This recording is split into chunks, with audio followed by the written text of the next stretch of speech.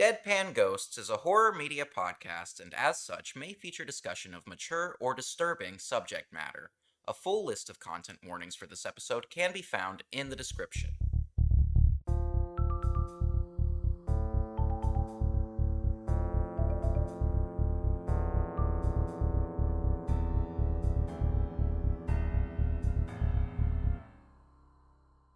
Hello, welcome to Deadpan Ghosts, a horror media podcast hosted by two real-life ghosts. Vernon. That's me. And their romantic co-host, Jonathan. Oh, and that's you. That's me. Today, we are covering the 1990 classic Ghost. Ghost, Jonathan. I'm so excited. Vernon, what did you think of this movie? Well, I've never seen this movie, and that's my favorite type of movie to cover on the podcast, and I got to do it today. We just floated out of the room in which the people we haunt watch movies. That's right. And they picked a real good one. This was fantastic. You think so? Yeah, wholeheartedly. Oh. My full heart. I cried the whole time. Oh, yeah. The whole time, huh? I so many times I had to keep track. I cried 9 times. Oh my gosh. Only about 2 of them were, bawling. It must not be very easy for me to cry. Oh, it doesn't, yeah. Ectoplasmic ghost tears when watching a movie anymore. I don't know. I didn't think, I was trying to be a little strong, honestly. You haven't seen it before. I have seen it before, so. That's right. That was a huge factor. I didn't know what was happening. I didn't know how any of it was going to go down or what it was going to be about. What did you expect from this, Vernon, going in? I expected a scene in which Patrick Swayze and Demi are making pottery. For sure, yes. And I expected actually him to be a ghost in that scene. Not the fact. Yeah. That scene is in the first, before the first 15 minutes to establish their intense and beautiful love, which it does. Yes. It works. But I expected her to have a scene with his ghost self later in pottery making mode, but it never came back, so it kind of came. I mean, she's an artist. The scene kind of supersedes the cultural memory of the film to a large degree. But yes, she is an artist. Molly, her name is, played by Demi Moore. Wonderful, beautiful Demi Moore. She's the reason I was crying. Oh my god. There's so many waves of realization at different stages. Gorgeous woman and beautiful actor. Yeah, I had ectoplasmic tears streaming down both my beautiful cheeks, just like she did. And she is the girlfriend of Patrick Swayze's character, Sam. See if I can get that last name. Sam Wheat. Sam last name is what I have here.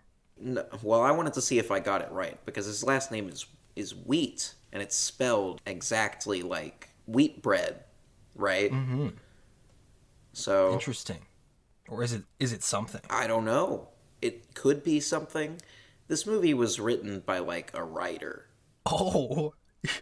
This is an original screenplay. Let me see if I can get this in my ghost notes. Written by a writer. I think I have a Bruce Joel Rubin. Sole writer of the film, and apparently is a producer and director in his own right. We have Deep Impact. Crazy. We have Jacob's Ladder, which Ghost? Well, we'll see. We may cover it at some point. Vernon hasn't seen that one. It's on the list. The Time Traveler's Wife. Oh my gosh, I was talking about that today and how I think that could be Ghost. Yeah, exactly. So we've got some stuff here. He might come back up, but I don't know. Maybe that name has some kind of a really smart symbolic meaning that I'm not seeing. But he's named Sam Wheat after the bread. And they're together, and they have a really beautiful relationship. The first thing we see in the film, actually, we're getting spooky music, right? Yeah, it's like the start of a horror movie. For sure. And the camera's kind of dreamingly going around this empty apartment that's being remodeled, expanded, right? But the music is making you think it's full of ghosts. well, you don't really know what it is the first time you watch, probably. You're like, what is all this stuff? What happens is Sam Wheat and Molly come in, and their friend named Carl, played by Tony Goldwyn. He's pretty good in this. He is pretty good in this. I like him, yeah. Both dudes are shirtless. Both of them are shirtless. Yes. This movie's pretty hot. They both look very good shirtless. I was talking about how gorgeous Demi Moore is before. Both of these guys also pretty gorgeous. And the camera does linger. You know, it is not only focusing on the hot woman in the film. It focuses a lot on the guys. And that is one thing that makes this movie very successful. But very quickly, we have this 3-person group introduced, and you know how we feel about those, Vernon. Mm-hmm. And they can be really healthy and productive. That's exactly correct. The dudes work together at busy 1990 bank office building.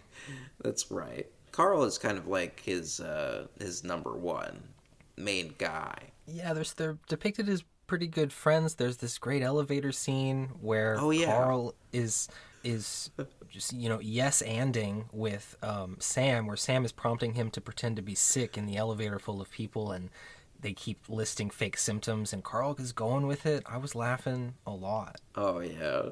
I guess I was suspicious of him. Like, I knew Patrick Swayze was going to be the ghost, and I thought he was going to try to woo Demi Moore, and that made a lot of sense. Yeah, well, I think that the way that it's set up with the 2 shirtless guys around Demi Moore, there maybe is a sense that, like, there is a third wheel situation going on here. There is maybe some jealousy. I think that feeling remains throughout the beginning of the movie because Patrick Swayze is kind of Carl's boss, right? He has to get, like, permission, like a code from him to transfer lots of money. Yes, which is set up in this early scene at the work, and that will become important later.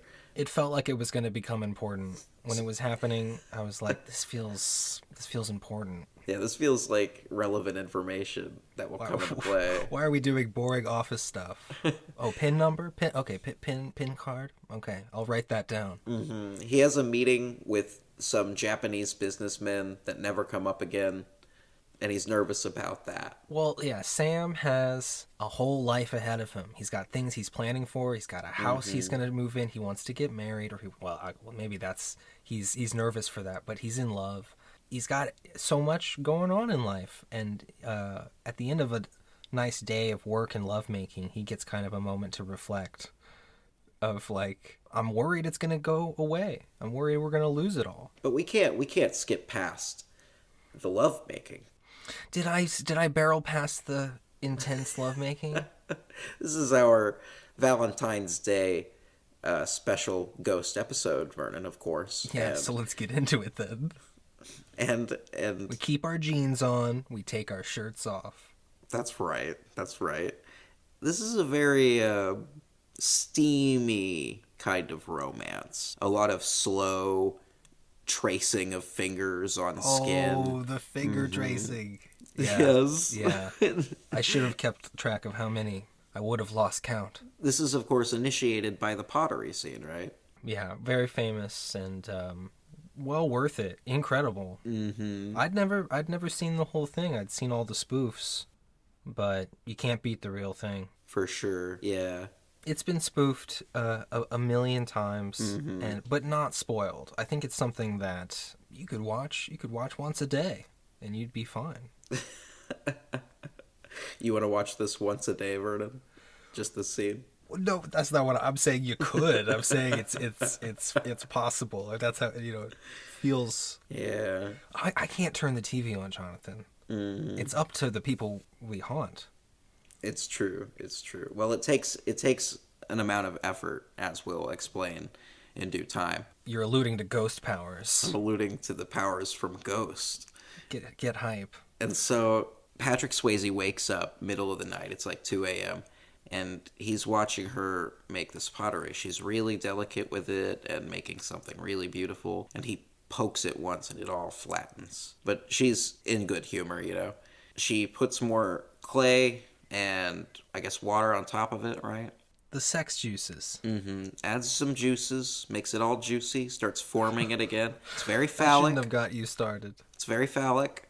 As phallic as can be. And If there's a scale of phallic imagery, this is the top of the list. Besides a penis, I guess. Besides a penis, Sam puts his hands over her hands. He's like, "Can I help?" And she's like, "Yeah." Just let the clay run through your fingers, and they just start working it up and down. They're jerking this clay off together. Okay, happy Valentine's Day, Jonathan. Happy Valentine's Day. But no, they soon start making out and getting physical, and like I said, it's very, very like sweet. Like this movie is popular with women. Women love this film. Anybody with a heart. Anybody with a heart. But why I say that is because it is a romance that is dedicated to showing off Patrick Swayze's body in a good way. Like, she's tracing her hands down Patrick Swayze's abs and hooking her fingers into his waistband. And I'm like, wow, this is what movies are missing. This is male sex appeal. It was like the cover of a romance novel, but moving. I don't know where this falls in his career, right? 1990, he was definitely in some 80s stuff, right? Dirty Dancing. Was definitely before this. That's right. And that's what really made him a sex symbol, was that, probably. Well, yeah, This is... I haven't seen Dirty Dancing. Adding onto the pot? I'm sure there's some ghosts. Oh, not in Dirty Dancing.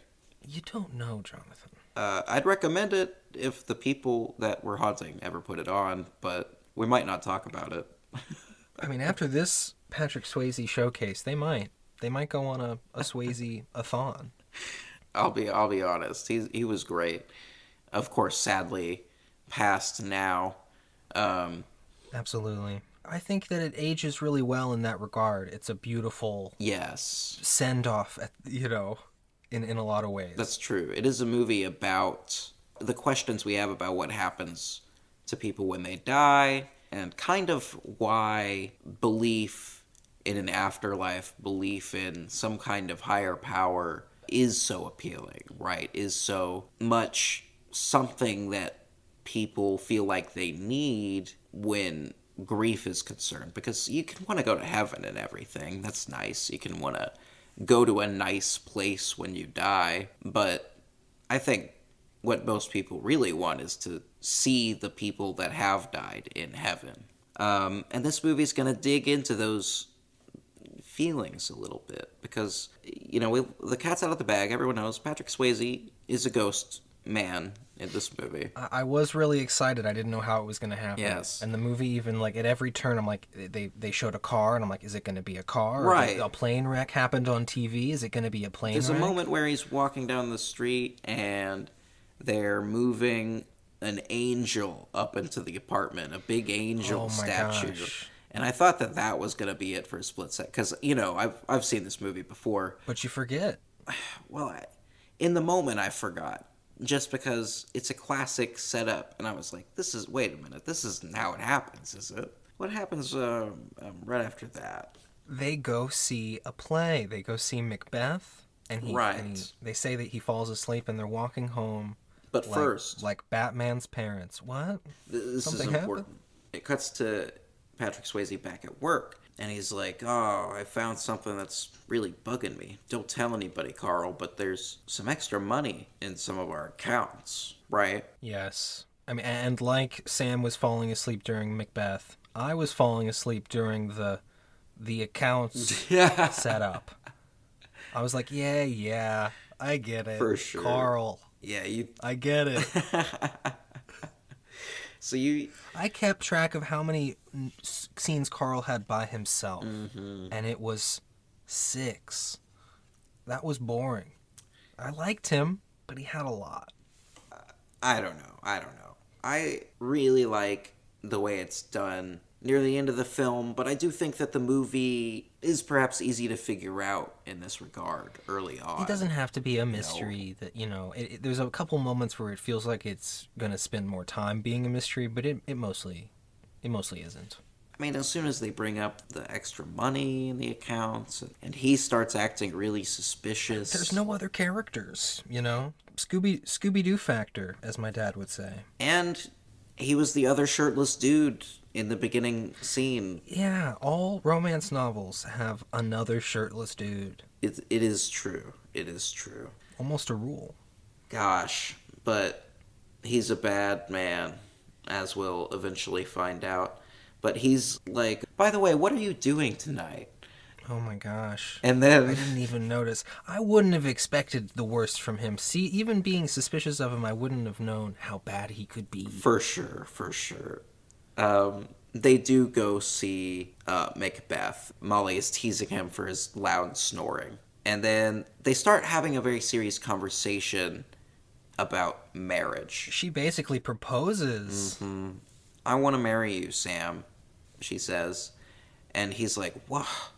And she's like, why are you reacting like that? It's like, we haven't even talked about it. Well, it's not just that. He said she never wanted to talk about it. Yeah. Which must mean that she probably, dissuaded the conversation away from that before, right? And so now she's thinking about it. She wants to get serious. Unfortunately, for our two beautiful white protagonists, they run into a Puerto Rican man.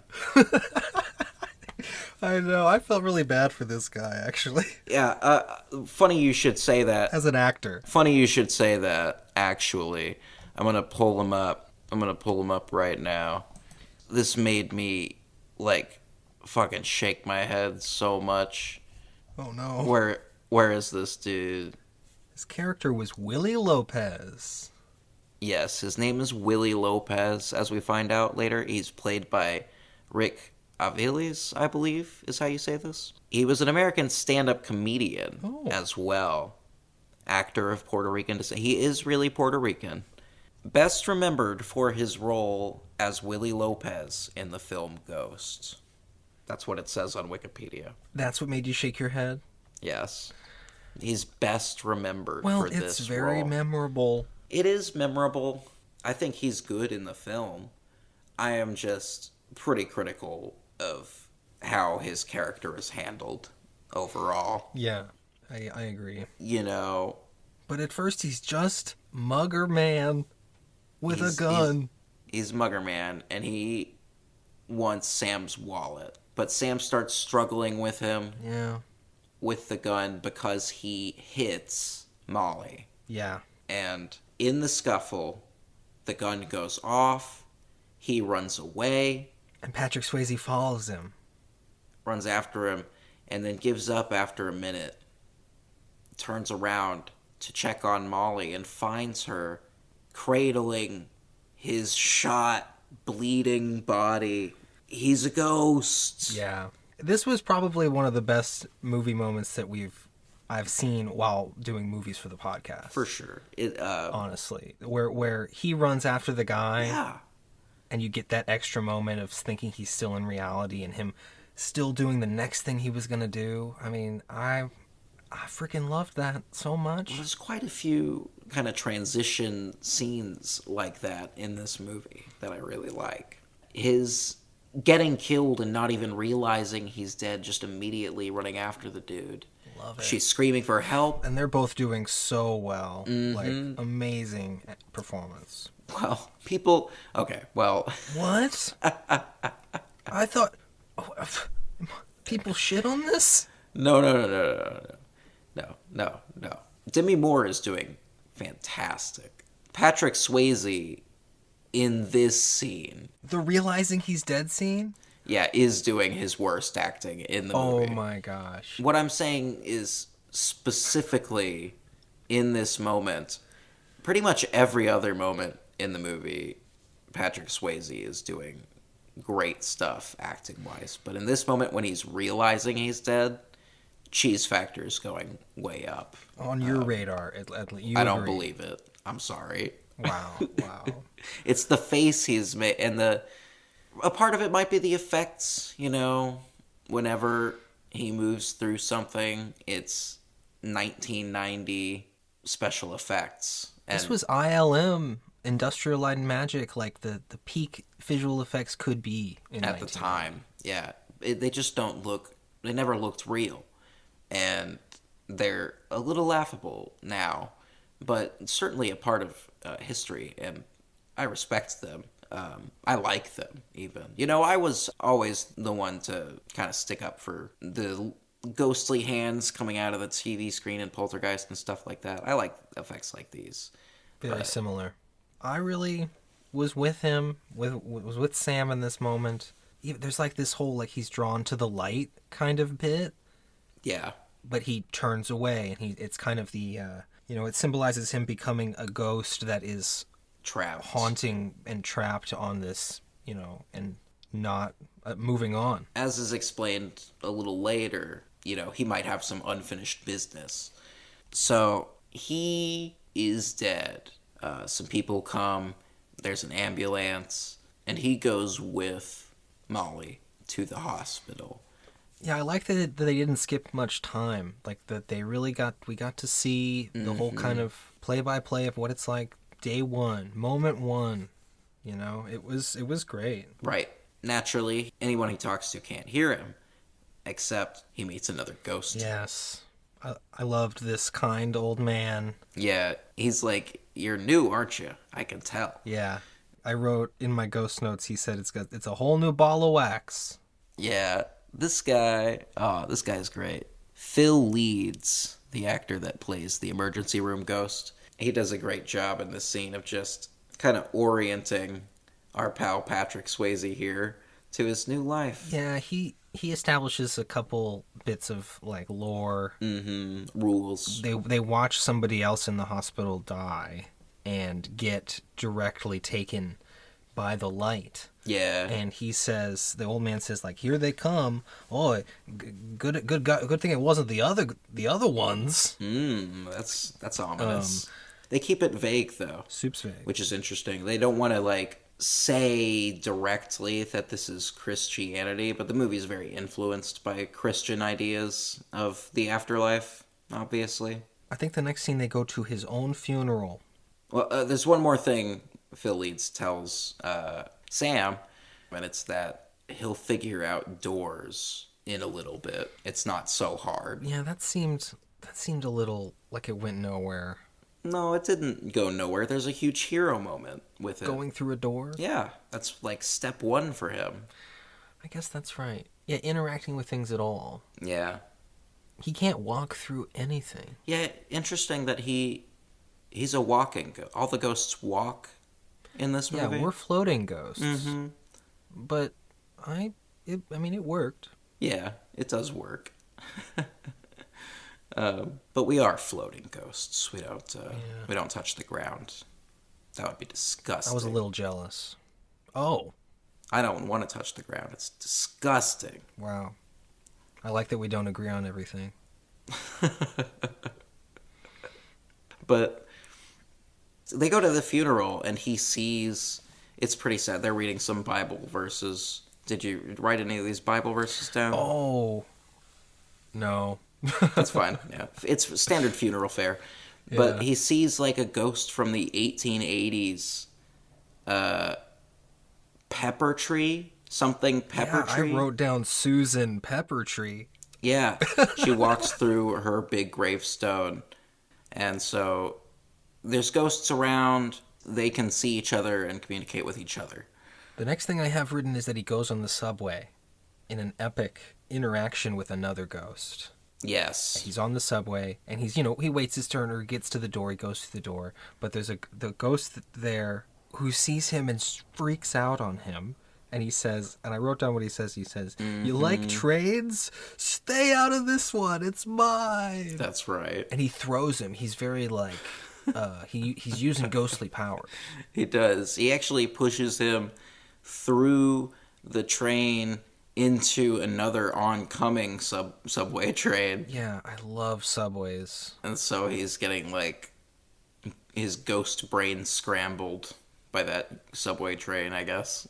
Speaking of brain scramble, there's one part where somebody walks through him and he like sees the inside of their brain, right? Oh, yeah. Speaking of early 90s CGI. I thought that one looked pretty good, actually. That one kind of holds up. Those were pretty cool. For sure, for sure. So that's really interesting. But this scene you're talking about where, yeah, Vincent Schiavelli, fairly well-known character actor from the time. Yeah, he's got a great face. He's the Subway Ghost, credited as the Subway Ghost, and he likes his train. He doesn't want anyone else to be on his train. That's a ghost. So relatable. I'm like, I don't personally haunt near a subway right now, but gosh, I wish I did.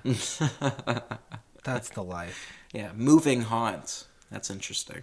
That would be so cool. You'd, maybe someday. like he does, you'd always have a chance to like read somebody else's newspaper while they've got it open. Oh my god, that would be great. Pretty loud, but the subway, drowns out all the sounds. That's true. And I like that. Mm-hmm. And the reason Sam is on that subway is actually something we might have to cover. It's because he's following Carl around, because he's catching on to Carl at that point. Carl? I think he's catching on to Oh no, Willie Lopez. Yeah. I don't know how he stumbles upon him. Well, it's because... Oh, the apartment scene. Yeah, and this is after Carl is with Molly and kind of giving her, some friendly help, so it seems. Yeah, he just wants to let her know that he's there for her. Mm-hmm. And Patrick Swayze has to sit there and watch all of this as it... Yeah, that was great. As it gets closer and closer to being a new relationship. But they're also going through all of Sam's stuff. She doesn't want to throw anything away. And Patrick Swayze has this interesting line. She has like a ticket for a show that they went to. And he's like, "We hated that show, Molly." And she's like, "Keep it in the box." I love that. I'm very sentimental for things that weren't originally sentimental. Yeah, for sure. Yeah, I'm totally relatable. And so Carl gets her to like take a walk. Yeah, she seemed a little afraid. Like she didn't even, to die, have him die in a mugging. She was like scared to even go out. Yeah, exactly. He's like, "I really think this would be good for you." So she goes out with him for a minute. And then Patrick Swayze does try to go through the door. It gets shut on him. But then the door opens and he jumps back because it's Willie Lopez coming in. And he's like, "Yeah, that was sick. What are you doing here?" And he follows him upstairs and he's got his gun out already and he's looking for something. But then Molly comes back home really quickly. Very tense. And he's like punching at Willie Lopez. His fists are going through him, trying to like grab him on the stairs. He's doing some pretty crazy stunts on the stairs, grabbing at nothing. This is like a crazy 2-story apartment in New York, by the way. Even in the 90s, people were joking about Friends. Anyway. Yeah, he's supposed to be very, successful in the banking. That is true. He's a successful banker, so... transferring $900,000. And Molly can be, an artist who works at home. Very relatable. But importantly, at this moment, Willie Lopez is threatening to be seen and also spying on Molly while she gets undressed. Yeah, a terrible scene where he's like, maybe I'm gonna do some sexual assault. Exactly. But then Sam enacts his ghostly powers, which he sort of discovered earlier, and we skipped over, which was interaction with cats. Oh, yeah, they have a cat in this movie, and the cat's name is Floyd, I believe. I think she says it once. Floyd. I love cat. Yeah. The cat's really cool. And it seems like the cat can see ghosts. Ghosts. Yes, we have a ghost movie where animals have a connection to the spirit world. They can see ghosts. That's common. And so a couple of times Sam has been able to scare the cat by like getting in front of the cat and looking into its eyes. And the cat gets wigged out and jumps away. And so it scratches Willie's face. Mm-hmm. It scratches Willie's face. And this is when the climactic, triumphant, going through the doors scene happens. And he has to follow that man. So there is a moment where he, like, jumps through the door real quick, and then he turns back, and the music is like, bum-ba-da, you know? So it came back around real quick. And there's more that he's going to have to learn. But for now, he's going to follow that man. He follows him on the subway, goes upstairs into his apartment, and he calls somebody on the phone, and he's like, I couldn't get it. She came back home. So he's doing this for somebody. Who could it be? This was the big "it's a mystery" moment. I'm like, oh, too bad there's only one other character. Was it Vincent Schiavelli, the subway ghost? I mean, that's it. At this point, yeah, he has been established, so he's in the running. If he comes back into the picture, I'll know for sure that it could really be him. Yeah, it could really be him at that point. Looking more and more like the priest in red. From The Exorcist? Yeah, Exorcist joke about your theory about The Exorcist. Y'all should go watch that episode. It's bomb-ass episode. That's right, Jonathan. That's how we do it. We did it. And so he there's a big conspiracy going on, and he decides to go to a medium. Yes, he hears gospel music. Simple as that. And it leads him to Oda Mae Brown, played by the wonderful Whoopi Goldberg. She is astonishingly good in this movie, astonishingly funny. Oh, yeah.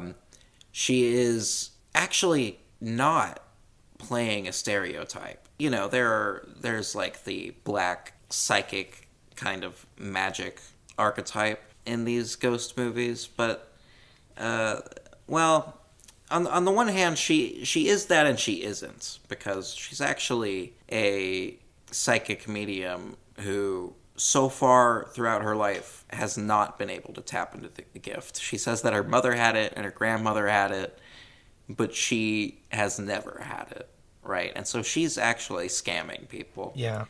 I thought that was a really strong turn, and her meeting this ghost who she can finally hear, you know, really was a great motivation for a great character, for somebody who was, you know, facing something really new in their life. Yeah. I guess she is a scammer and a criminal, just like the other character of color in this movie. Yeah, maybe it's not totally in the clear for representation. Exactly. But it doesn't change the fact that she's fantastic. For sure. It does not minimize that fact at all. She's really funny. And her two helpers, her sisters, as they're credited, they're all really good. I knew she was in this movie, and I was waiting for her, and it took too long. It does take a bit for her to pop in. But when she comes into the picture, every time she's in a scene, the movie gets so much more fun when she's in it. I really like that she could only hear the ghosts. I'm pretty sound sensitive. I was before I was a ghost, but now I'm even more sound sensitive. And it being channeled through that, like once it kind of unlocks in her, the next time he goes to see her, she's surrounded by ghosts and, you know, over inundated with all these different voices. At night, the first night, he's trying to get her to help him, and she doesn't want to. And he's like making a bunch of noise and keeping her up all night. And I didn't appreciate him doing that, but I liked relating to her. I loved her. I loved that hearing sensitivity was an element of her character because of her ghostly powers. Yes. The way this happens is she's in the middle of scamming somebody when he comes into the room. And she's like, oh, is there anybody named Josephine in your life? And the old Latina woman is like, no. And she's like listing all these other names until she gets to the most common one, Maria. Yeah. And that was his mother. Yeah, that was his mother. She's trying to contact her dead husband. And Oda Mae is like, oh, I see him. He's so handsome. And she's like, handsome? And she goes, oh, honey, in the afterlife, we're all handsome, you know? I do agree with that. Yeah, but it's great. It's great, like, medium horse shit, which is exactly what Patrick Swayze says in the scene. He goes, horse shit. But he, like, follows her home. He does. He follows her home and basically forces her to do what he wants because she's the only person that can hear him. And he keeps her up all night. And she's like, fine, I'll do whatever you want as long as you stop singing. And she does. She calls Molly to warn her that she's in danger and that she has a message from Sam. Yeah, Sam tries, like, about 100 messages. That's right. You know, like, trying to get her to believe. And I liked, you know, there were definitely a lot of sweet... It takes a lot. Yeah, things that no one else would know. Yeah, you know, I know about that stain on your dress upstairs and stuff like that. Oda Mae has to go to the apartment and basically shout this stuff at her through the window. And there's other people yelling at her through the window like... Yeah, I wrote that down. She's like, "Can you hear me, Molly?" And the guys in the lower floor's like, "I hear you." I love that. It's very New York. Got to argue with somebody up in a window somewhere. Whoopi's doing such a good job, like, not looking Patrick Swayze in the eye, like, not knowing where he is. Wow, yes. That seems like it would be hard. That's a big part of it. She's expert level. Whoopi Goldberg is a legend in theater, as well as film. She's an EGOT winner, the Emmy, Grammy, Tony, Ott. Exactly. She really knows Oscar how to use her eyes to, you know, like, give us this woman who is having to talk to a ghost for the first time and do what it wants, but, like, he's always, like, moving around and she can't see him, so his voice will pop up in different places. She says at one point, "You're making me dizzy, quit moving around." Yeah, she gets Demi Moore to have a sit down where she's really almost convincing. And a moment that made me cry, because I cried 9 times, was Patrick Swayze says "God damn it," and Whoopi Goldberg gets mad and says, like, "Hey, don't mess around with that," or "Don't, you know, don't do that." And her That's getting right. mad, I feel like in Molly, in Demi Moore, she, like, that was a moment where she, like, really started to believe. Like, the anger that brought out in Whoopi Goldberg, like, really... Yeah. And Demi Moore had this face, and I started crying at it. Because I felt like that was, like, that was the kind of the dam of believing breaking. And it was, that was freaking great. Yeah, Whoopi Goldberg's, Oda Mae kind of gets overwhelmed and angry at Sam and leaves them together. Now he's got no way to communicate with her, but he stays with her. And she just kind of has to sit there and think, God, that was really strange, but she knew a lot about us, and it seemed so real, you know? I think Carl shows up. Yeah. And she's sharing, like, the details of everything and how she wants to go to the police. And he is like, "That's crazy. You shouldn't trust this lady. I know that you want to believe, yada yada." Like, he agrees. He's like, "Oh, okay, I'll go check out the lead. I'll go check out this Willie Lopez." Right. And that's obviously, you know, super suspicious. Well, for sure. But Sam thinks it's a good thing. For a second, he's like, "Yeah, I can't wait. I know, this is my best friend." Yeah, he's gonna fucking get revenge on me from Willie Lopez. He's gonna turn him in." Yeah, he's following him, and he's like, "Be careful, Yeah. Carl." But as soon as Carl gets there, Willie Lopez is like, "Carl, what are you doing here? I'm eating food actively the whole scene." That's right. Oh no, your worst nightmare. Yeah. It was brutal. Only 6 eatings in that scene. Not the worst. Yeah, the whole mood changes, and Sam is like, "Oh no, my best friend got this guy to fucking kill me." Gosh, Patrick Swayze did great in this realization scene, right? He did in this one. It's really just the realizing he's dead acting that I had a problem with. Well, I think you're wrong. He overplayed it. It's the head shaking and the face. He's dead, Jonathan. Of all things I think you could relate, you should see your face. The shaking didn't look very good. It didn't. Oh. It wasn't convincing shaking. Okay. Look. Look. I used to be an actor when I was alive. You're always an actor, Jonathan. Sure. I've hired you. But no one can cast me, at least not for an equity production.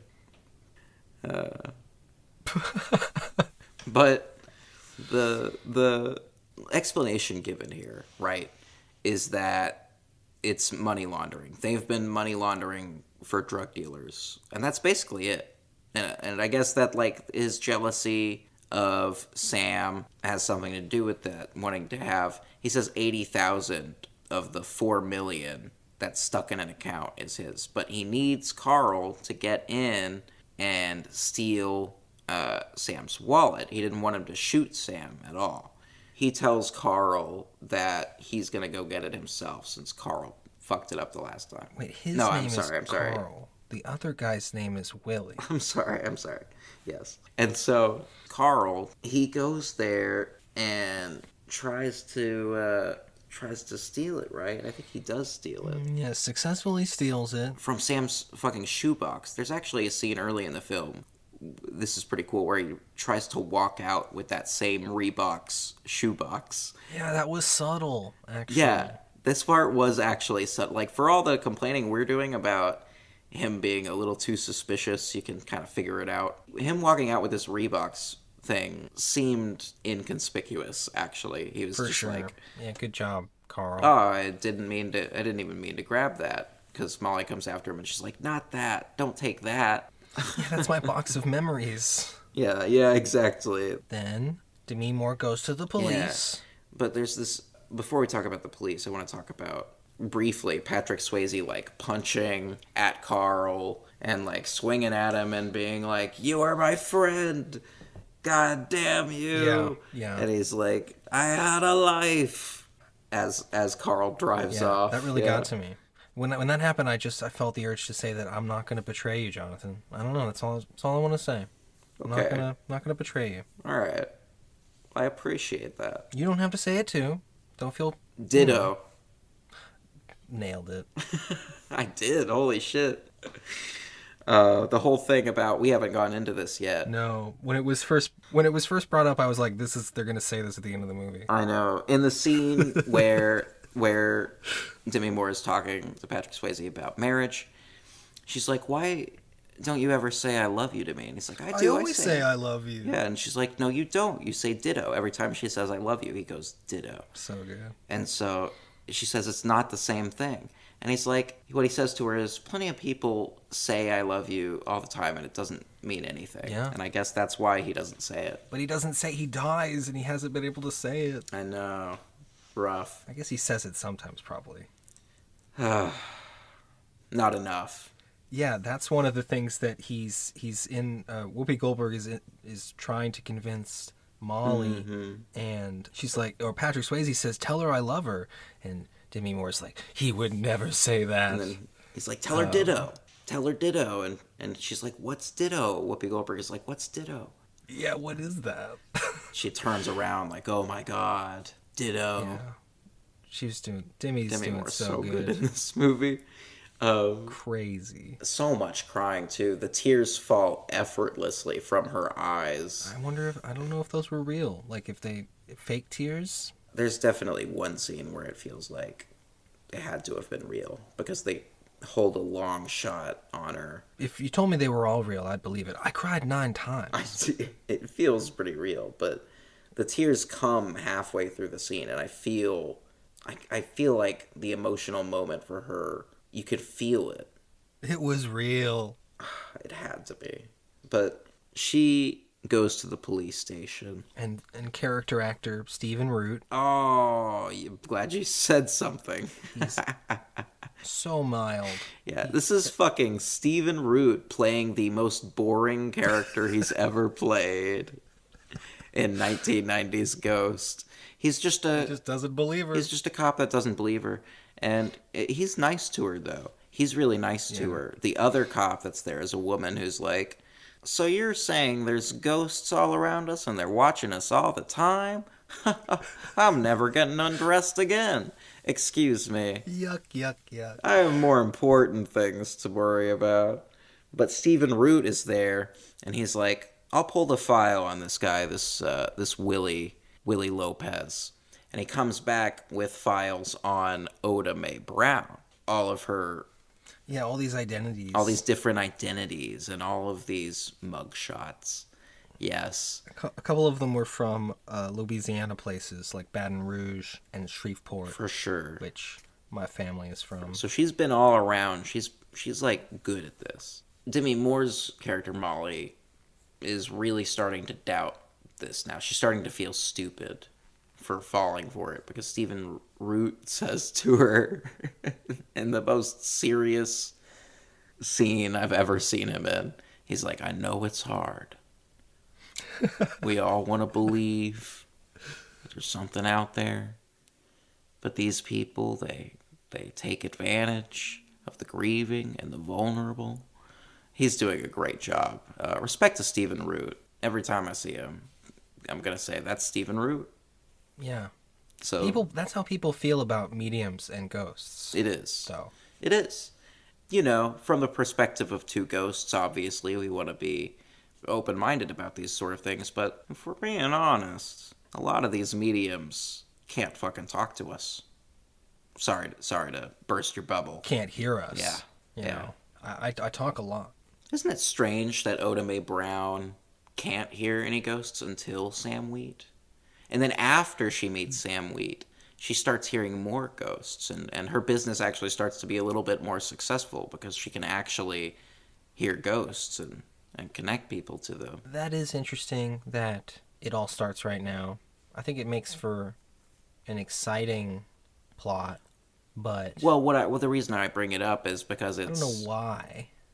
Could be divine, could be divine intervention in a way. Yeah. Coming down and granting her the power finally, I guess. For the purpose of helping Sam. It's such a lightly, kind of casually Christian film.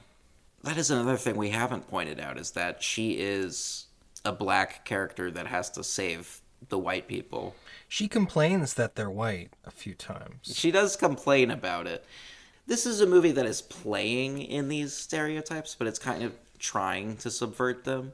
I don't know if it goes far enough, but but Patrick, she says about Patrick Swayze, "You're white, aren't you?" Yeah. And it's a white man. Why me?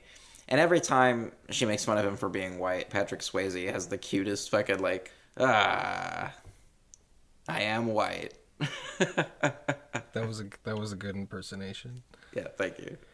At the scene where she has all these new ghost customers and all these real people, she gets temporarily possessed by one of them. Yes. Yeah, and this is also important. Which establishes that that's a thing. Yeah, very rude of this ghost to jump into her, but he's getting impatient because there's like a line of ghosts waiting to talk to people and a line of people waiting to talk to ghosts. And Sam comes in and he's like, "You gotta help me again." And she's like looking around like trying to get back to work, and then one of these ghosts just jumps into her and starts talking to his wife from the afterlife, and he goes, "What did you do to your hair? Don't you like it? Don't you like it?" But he gets out of Oda Mae, Mm-hmm. and they establish the rule that Yes. like he's tired. He's like weaker now. Another ghost says to him, "Don't you know better than that? Once you jump into a person, you get wiped out." Yeah, I think is what he says. Possession rules, which actually, Talk to Me, the movie, had the same rules on possession, that the ghosts get weaker, God. which we covered on the channel, the movie Talk to Me. Yes, we covered that. Speaking of that, at one point Oda Mae says, don't you have a house to haunt? Maybe some chains to rattle? Oh, yeah. Which was a reference to House on Haunted Hill, a movie we covered. Well, also the classic chain rattling ghosts from A Christmas Carol, which Oh, I haven't seen. yes, Get hype. yes, get hype. But this is Carl's gone to Molly's home. Oh, my man Carl. Right. He's not my man. I'm hating Carl. My man biggest of quotation marks around my man. He invites himself in, taking his tie off. He fake spills coffee on himself to take his shirt off. Yeah, or can I get a little bit more cream in this? And she turns around and he's like, oops.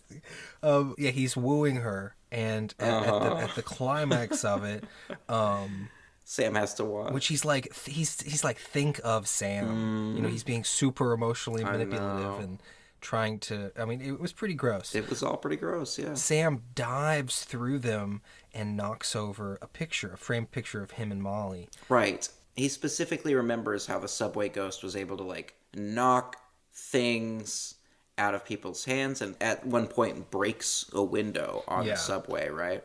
So he goes back to the subway in the coolest scene ever. He's got no time to waste. He's diving into the rail system, and then before this train's even there, and it meets him. It's like, oh, he was diving from train to train. I can't wait to move to a subwayed area. For sure. Oh, he finds the dude, and the dude is like pushing him, get off my train, and he's like, no, not until you tell me how you move things. Yeah, this was pretty good. This was some pretty good ghost information. It is. It's really good. It's really iconic ghost lore type stuff, and a lot of it is exactly how we operate. Yeah. Truth be told, we gotta psych ourselves up for this. Anytime you hear me doing that, oh my gosh! Don't use all your ghost powers. Are you emotionally drained, Jonathan? Oh, I'm ectoplasm sweating a little bit from gosh, that. But I'll be okay. I'll be all right. I'm good to cast. Good to cast. It takes real energy from the gut. Yeah. He says you have to focus from your mind because you don't have a body anymore. Patrick Swayze's trying to move a little bottle cap, and he's like, your problem is you still think you're real. You can't move it with your finger. You have to move it with your mind. I love that. We don't really have brains anymore either. But yeah, we're all in the mind. We have, so maybe we're not floating ghosts. the mind and the brain are different things once you're past. Maybe we could have feet, Jonathan. Maybe. The trick is not to try to move the spoon, but to recognize that there is no spoon. Yeah, there is no spoon. And it's in like an abandoned train. I got Matrix vibes. For sure. In that subway scene anyway. Yes. Yeah. The guy's great help to him. He says that he has to tap into all of his rage and emotion in general and all of his passion. And we get a great the man, like he freaks out about how he died. Like, remember, like, you think I fell? Somebody pushed me, and he gets so. I really like that so part. mad that he breaks something like a cigarette machine. Yeah, and he kneels down and he's like, I would love a drag off the cigarette. Very relatable. Very relatable. To me. That's not how I died, though, in case you're wondering. Getting pushed into the subway, or cigarettes? No, cigarette smoking. Either way, I didn't die either of those way. Official. Maybe I'll tell y'all one day. It's a sad and tragically comic story. Oh my gosh. But for another time. See, I'm laughing about it now. It's all funny in hindsight. Yeah, we've kind of, once you've made a podcast about it, you're desensitized. But he learns. He successfully kicks Mountain Dew can, brought to you by Mountain Dew. He does. And also, the Subway Ghosts has a crazy seemingly kind of memory lapse and runs away and freaks out. There's kind of a sense that if you stay a ghost for too long, that can happen to you. Which is one of the reasons why we cast, to keep our ghost brains fresh. Isn't that right, Vernon? Well, don't get me scared here. I don't want ghost dementia. I thought I was free of the horrors of real life. But yeah, definitely the longer you're at it, the harder. I mean, yeah, he's having a tough time. He does get the one F word in the movie.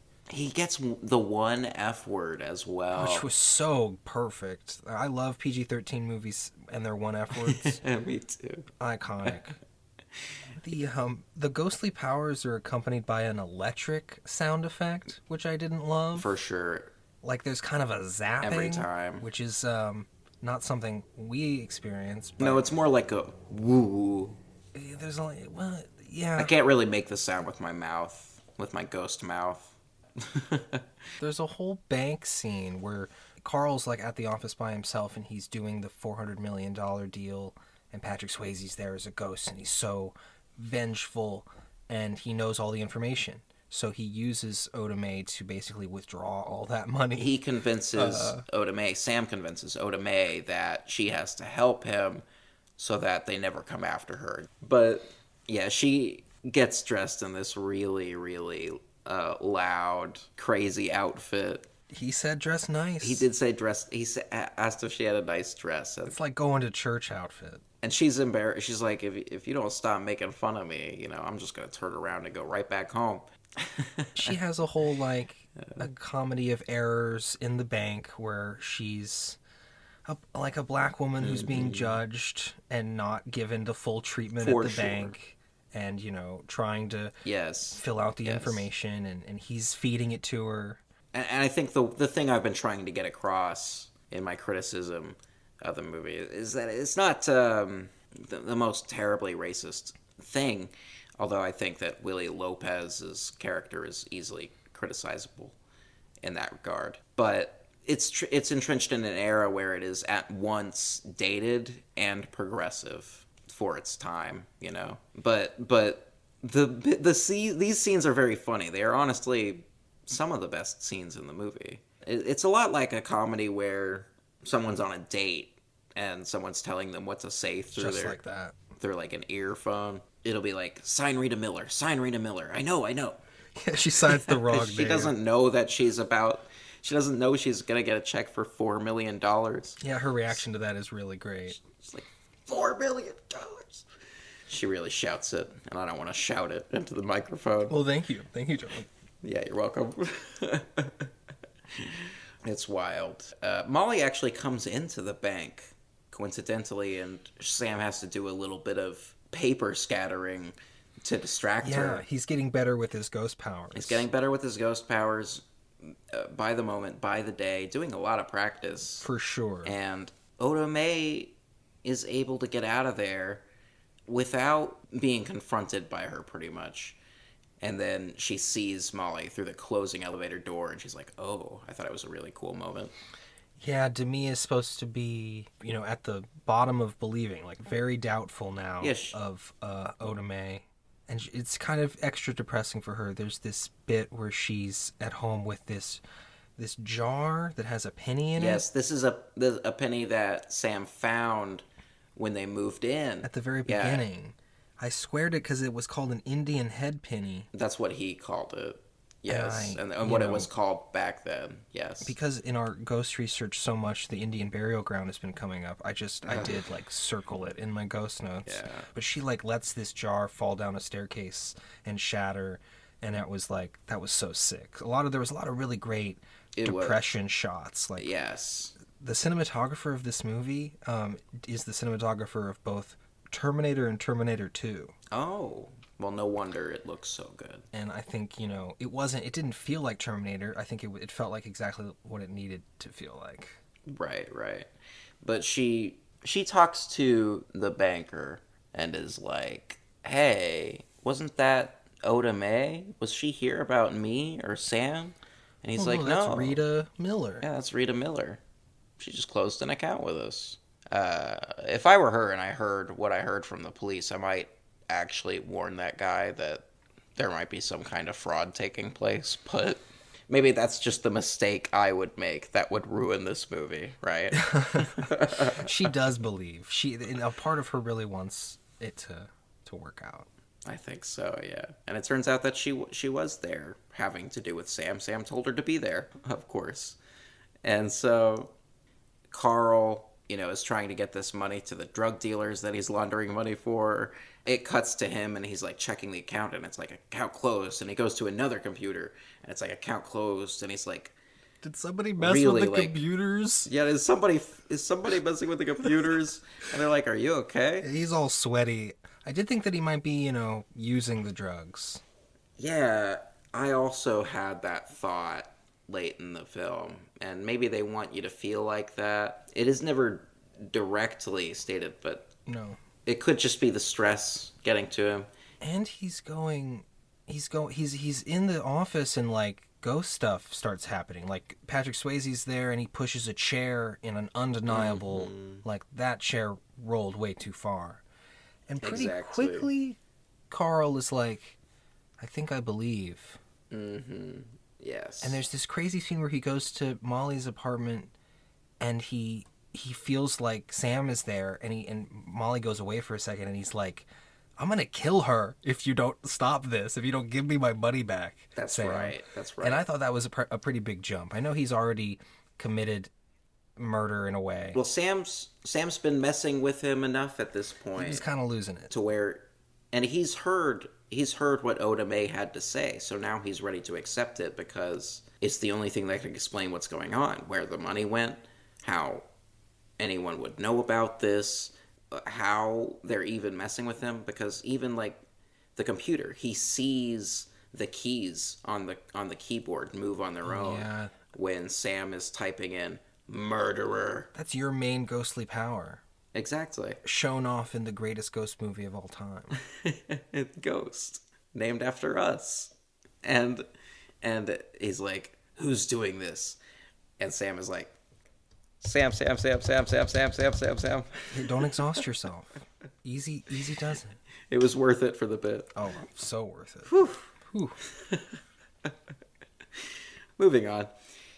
He threatens her, and he's like, you've got to get me the money by 11 tonight. But they can't get the money because Whoopi... I'm sorry, I always say the actors' names. I do too. Oda Mae already gave the check to some nuns outside the bank and really had to be pressed to do this. Signed the check. That was fun. And is like arguing with Sam in front of the nuns, and they keep looking at each other like, what the... And then she's handing the check to one of them, and the nun is like, bless you, and trying to take it, but she won't let go, and she's like, hee hee hee, with clenched teeth. Yeah. Trying to act casual. Patrick Swayze's like, you're a beautiful person, and she spits at him, but it's like she's spitting at the nuns. Yeah. Classic. She blows a raspberry. That's how you would describe... that's the subtitles? That's how the subtitles described it. It's not a it was spit. It was a spitless spit. Like I guess it could be that. A raspberry. Like a patoo on you, you know? You could cut that out if you want. I just did the sound. But... No, it's fine. I just did a patoo sound. You said patoo. I patooed all over my hand. Oh no. That's the ectoplasm. Yeah. Carl has lost it basically. And is murderous. He is. And has gotten Willie Lopez back involved. And Patrick Swayze gets to Oda Mae's place just in time to like escape her and her family.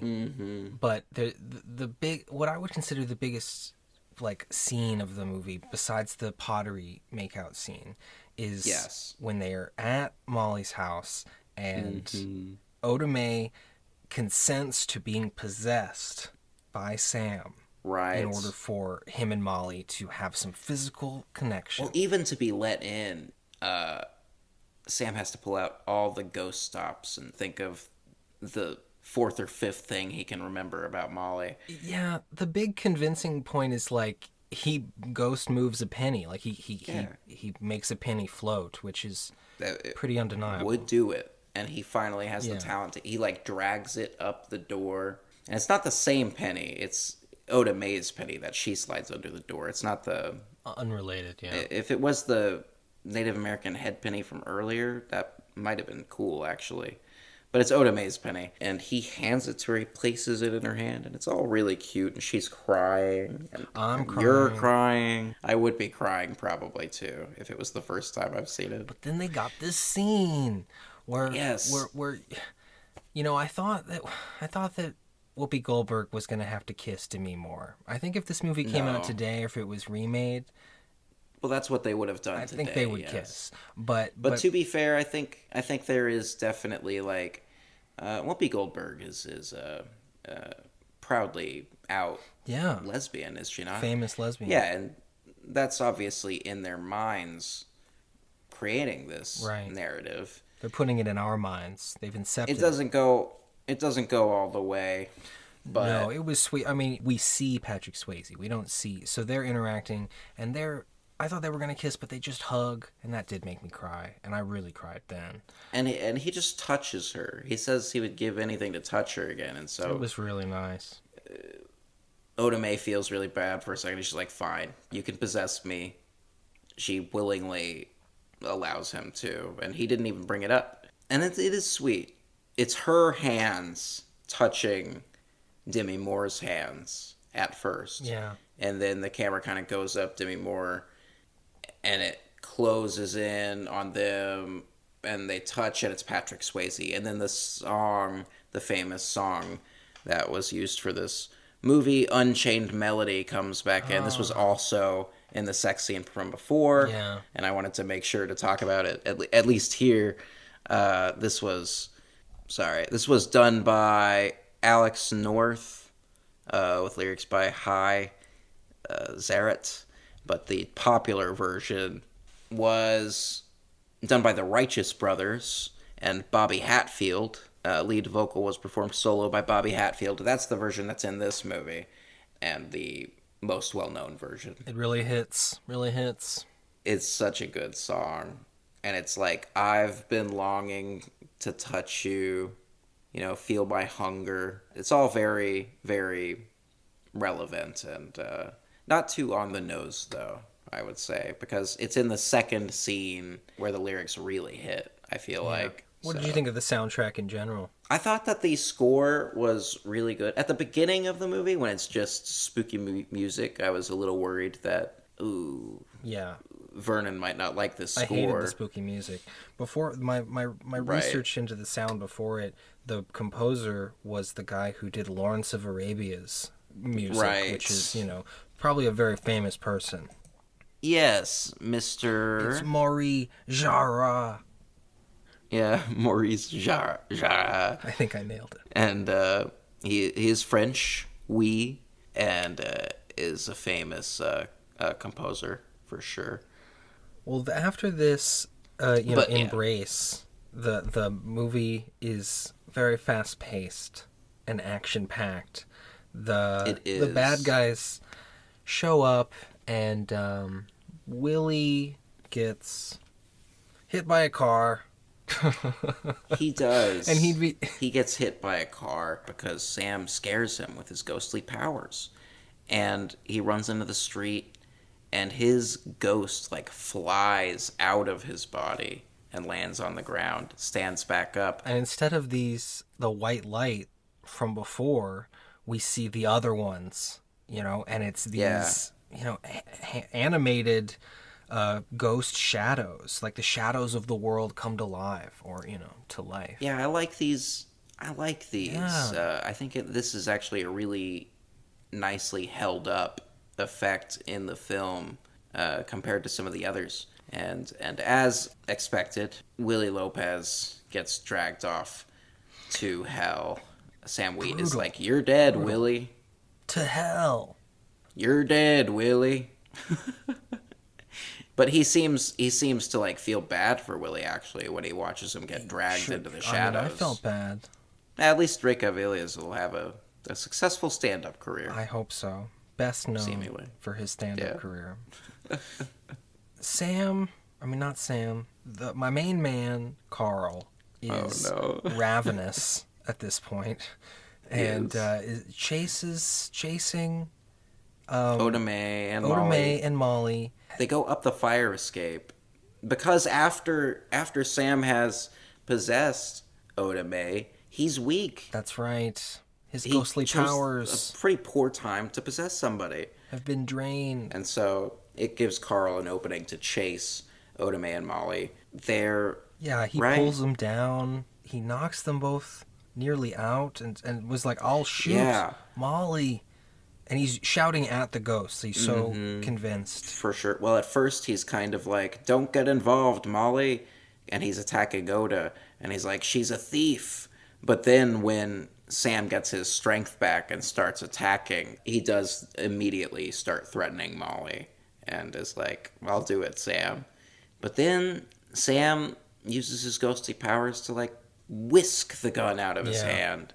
There's like a big hook on a rope, and Carl tries to swing it at the ghost to defend himself, and it accidentally swings back and hits the window behind him, and he goes like toppling backwards into the open window, and everything's okay for a second until the big shard of glass above him comes down and kills him.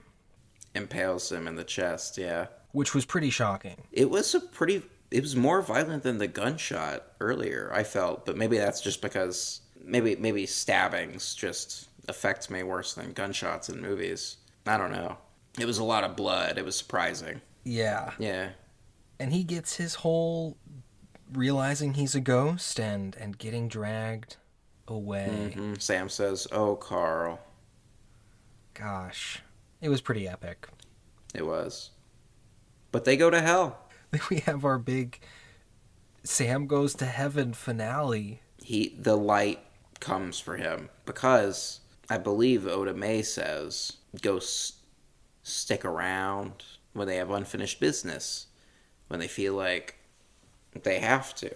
And they don't want to stick around too long, at least in this movie, or they'll wind up like subway ghosts. Or successful podcasters. Yeah. Even worse. Even worse. But, yeah. Yeah, the light comes for him and starts, like, showing what he looks like. Like, they get to see him, and Molly starts to hear him and see him. Mm-hmm. And they get to have a ghostly kiss. Yeah. That was magical. And they put their hands together, even though they can't touch. His hands are kind of going through hers, but... So beautiful. Yeah. And he walks off into colorful heaven. He tells her, "I love you." Oh, yes. Oh, yes. And then she says ditto. Oh, my gosh. I did cry. I knew it was coming, and I cried the hardest. Cried. And then he has to go to heaven, but he turns back to her and he says, "See you." And she says, "See you." Because they both know that there's a heaven now. I guess so. Like I've said on an episode before, we're still fucking waiting around for the white light. We don't have any answers for you. We don't know what's going on there. Yeah. Vernon, you think it's ever gonna come? I'd be happy to see some shadow people at this point. Oh my gosh. Yeah. Maybe not. Maybe I shouldn't tempt that. But I'm doing a podcast, you know. I'm pretty set in. I'm here for the long haul. I think I'm going to sit in my train car and be like, "You like trains? Well, get the fuck out of here." I'm pretty chill to be on this train with you for at least 300 years. Well, I won't betray you for my drug money. Oh, well, that's good to hear. What do you need drug money for anyway? I can't even take a drag of this big pile of cigarettes. This is such a good movie. We've got so many bits off this movie. It's the ghostiest of movies.